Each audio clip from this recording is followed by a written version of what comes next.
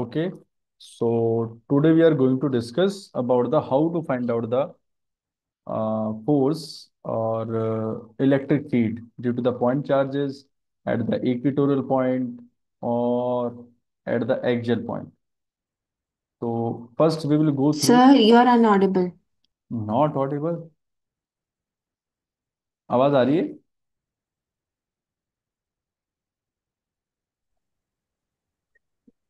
So here we are going to discuss about the how to find out the force due to the point charges. और ये exam में जरूर आएगा। ठीक है, यहाँ से क्वेश्चन मोस्ट प्रोबेबली आप लोगों से पूछा जाता है।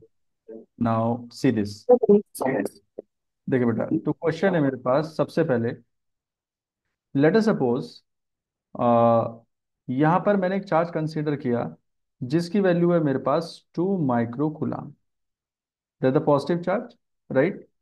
In the previous lecture, we have discussed about how to find out the charge, how to find out the force between two particular charges. हम नेचर निकाल सकते हैं और फोर्स की वैल्यू निकाल सकते हैं। सिंपल मेरे पास फॉर्मूला होता है F इज इक्वल टू के Q1 Q2 bye R square, right. ये हम पहले से पढ़ चुके हैं। सो हेयर मेरे पास एक चार्ज है और एक मेरे पास चार्ज यहाँ पर रखा हुआ है। एक्चुअली आप just considered this particular equilateral triangle shape. It's a equilateral triangle shape. This is A and this is B and this is C. Okay, no problem. अब आगे बढ़ते हैं यहाँ पर। सो ये तो -2 माइक्रोकुलाम प्लस माइनस, तो हम माइनस का 2 microcoulomb and again here we have -2 microcoulomb. और मुझे क्या फाइंड आउट करना है?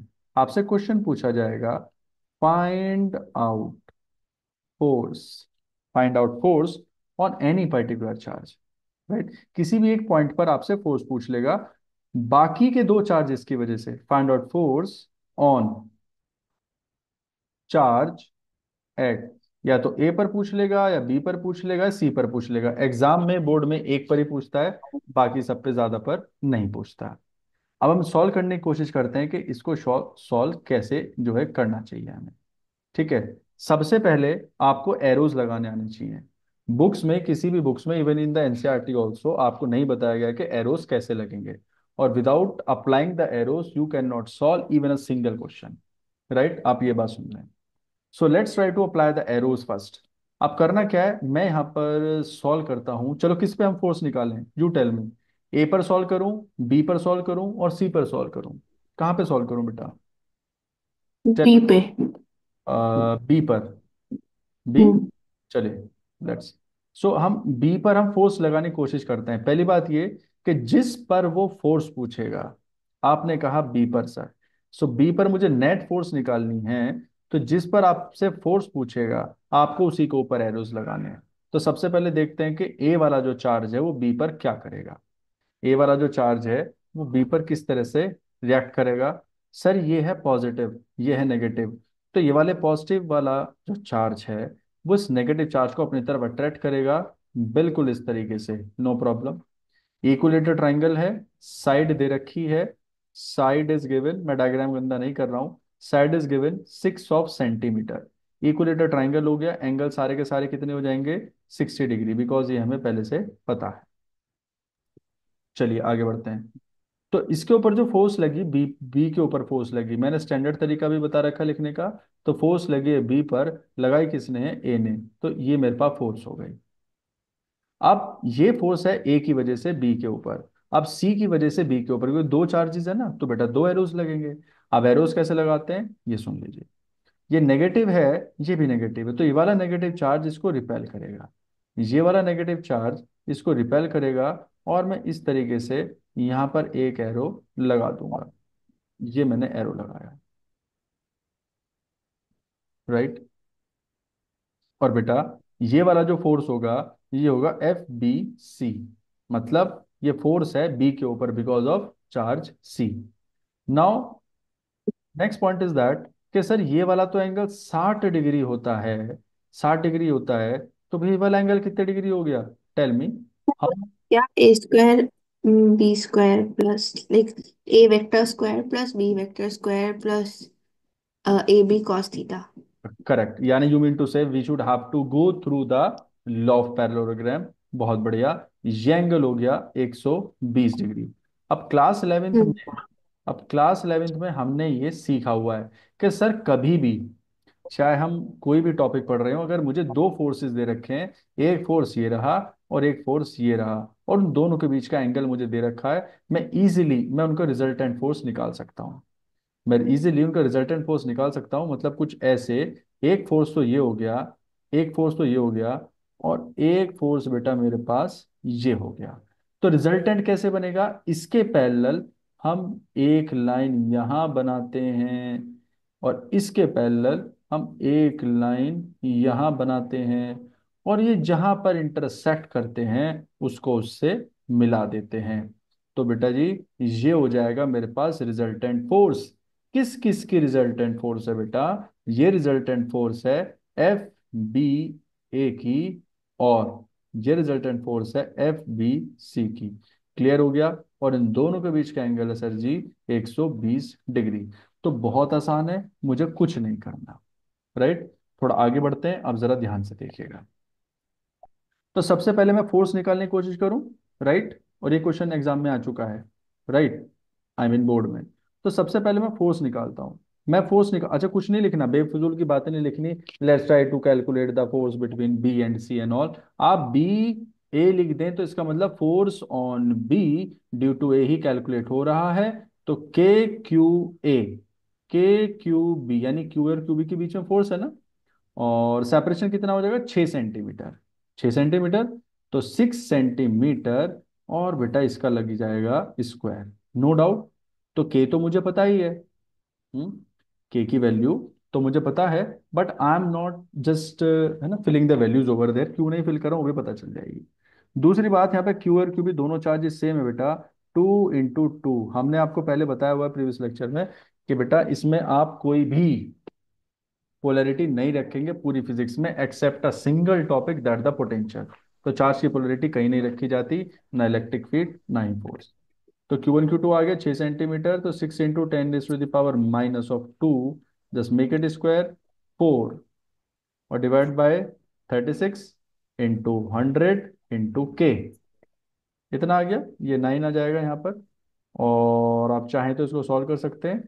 तो कितना आ जाएगा? 100/9 × 9 × 10⁻⁹ 9 से 9 चला गया, तो भैया 10⁻11 न्यूटन फोर्स आ गया। है ना? इतना ही आना चाहिए। के Q1 Q2/r², क्या ये सही है? यस। गलत है। ये गलतियां होती हैं, ये गलती जानबूझ के की गई है। देखो जल्दबाजी में आपने नहीं ध्यान दिया। अब मैं आपको बताता हूँ। चार्ज जो दे रखा, टेन हाँ बोलो बोलो। 10⁻6। करेक्ट। 10⁻⁻12।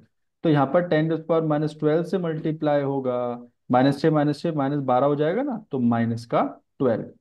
राइट। यहाँ -12, तो सीधे लास्ट में मैं आंसर निकाल देता हूँ। राइट। तो बेटा 10⁻⁻के 12 और प्लस का 11, तो कितना आया? 0.1 आ गया जी। है ना? तो आंसर जो आएगा 0.1 न्यूटन आएगा। करेक्ट। तो मेरे पास एफ बी, अब बी सी निकालने की कोशिश करते हैं, यानी दिस पर्टिकुलर फोर्स। मैं ये वाली फोर्स नहीं सॉल्व करूंगा, मुझे ये वाली फोर्स सॉल्व करने की जरूरत है ही नहीं। क्यों नहीं है?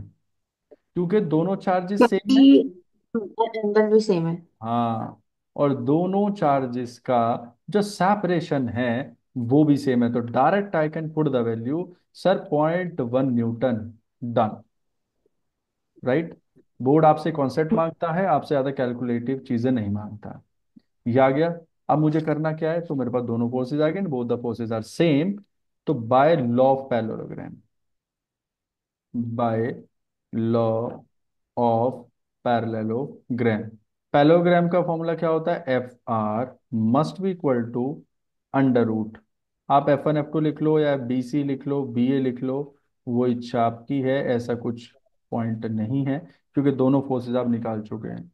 2F BA FBC cos 120, ये फोर्स सेम, ये फोर्स सेम, ये फोर्स सेम। तो बेटा देखो, F² F² 2F² हो जाएगा। ये भी 2f² हो जाएगा। तो what the value I should cap? बेटा जी ये आ जाएगा, इसको भी आप FAB या फिर BA लिख लो, और ये भी FBA हो जाएगी, ये भी FBA² हो जाएगी, और माइनस ये वाली होगी माइनस। कॉस 120 कितना होता है? कॉस 120 होता है, कितना होता है वन। बोल? One.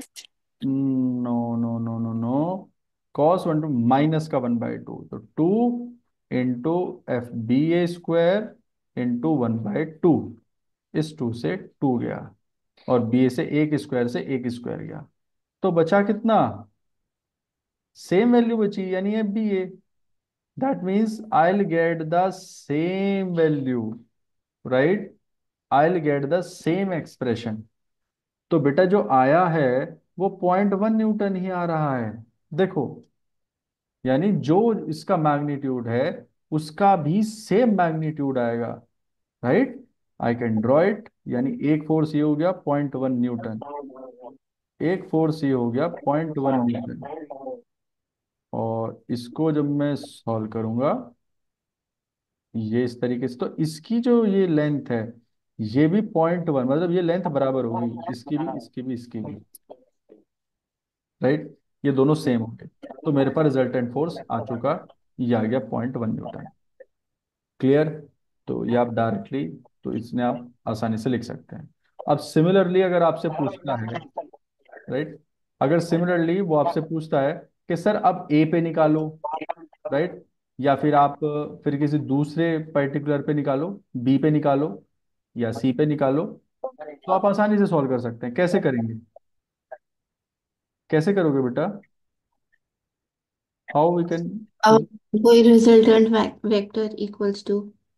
Resultant vector equal to, correct, मतलब same thing you will have to apply. तो जरा ये देख लेते हैं, एरोज अप्लाई करके देखते हैं पहले, एरोज क्या कहते हैं। इसके ऊपर निकालते हैं, चलो A के ऊपर इस बार। तो ये वाला नेगेटिव है, वो इस वाले पॉजिटिव को अपनी तरह अट्रैक्ट करेगा, और ये फोर्स होगा FAC। क्लियर है? अब ये नेगेटिव है, ये वाला और इसमें होगा F sorry F A A B। B B. अब इन दोनों के बीच का एंगल 60 डिग्री, करेक्ट? दोनों के बीच का एंगल 60 डिग्री।